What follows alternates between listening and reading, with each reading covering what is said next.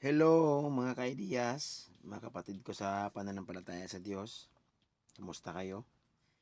I pray na yung ating mga puso ay nasa presensya ng Diyos at nasa Panginoong Yesus para kung ano man ang ating ginagawa o kinabibisihan, ginagawa natin itong may masayang puso. Another day, another order tayo mga kaidiyas. May nagpagawa pala sa akin ng passport cover.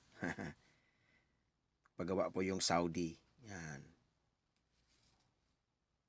So, bali, ito lagayan ng passport.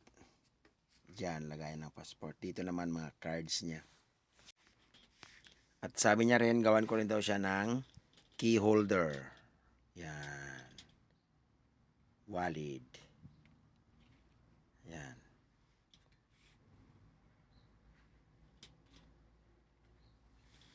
God bless.